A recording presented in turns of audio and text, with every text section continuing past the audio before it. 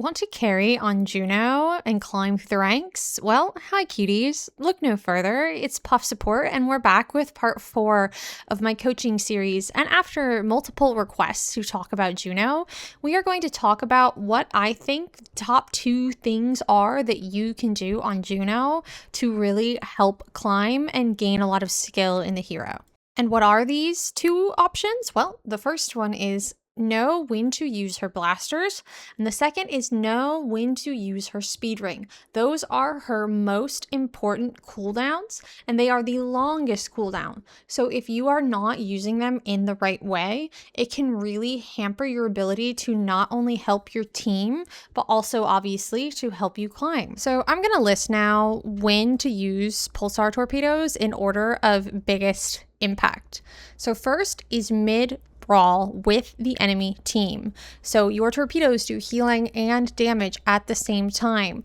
And ideally, you send your torpedoes in when your team is taking damage and needs some healing, and the enemy team is also receiving damage from your team in order to help finish off kills. Second is just pure damage, which typically is good in like a poke comp and you see someone low and you're trying to help finish off a kill. And then third is just pure team healing. And honestly, most of the time this isn't needed and could easily be done by her Medi Blaster.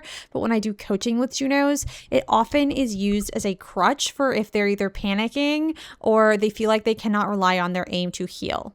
The Juno that you're seeing right now is from a stadium game I played, and she is a good example of some less than ideal torpedo use. So you'll see the Juno here use her torpedoes on the Orisa, and I want you to notice a couple things about the field of play. Her Orisa is the only one currently in combat with anyone. No one else on my team has taken any damage. And Juno uses her torpedoes anyway. She's not in a good position to use her torpedoes to even hit anyone on my team, as she is not taking any sort of high position.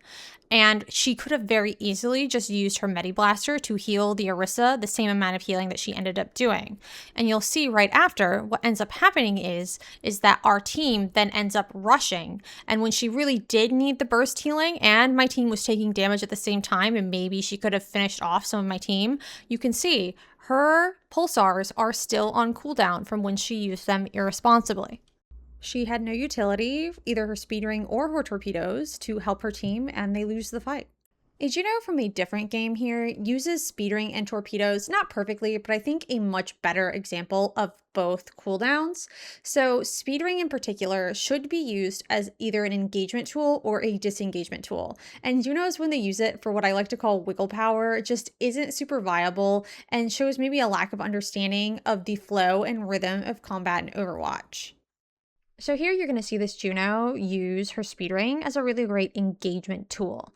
So their team is going to pop a grab, and they don't have any ults at the moment to combo with it for a one-shot. So she needs to help her team close the gap to give this grab value. And she does. She casts her speed ring and lets her team get in there to help wrap up all the kills. Then later on in the round, you're going to see her use her torpedoes in a way that really showcases their most ideal usage, which is mid-brawl. So they're going to push really hard on this corner on checkpoint C, and she is going to cast her torpedoes at the pretty much ideal moment. So she casts them now, and you can see that it gives it to her Rhine, who needs some healing, and it does damage to 2 of the littles, a support and a DPS, and she gets credit for those kills.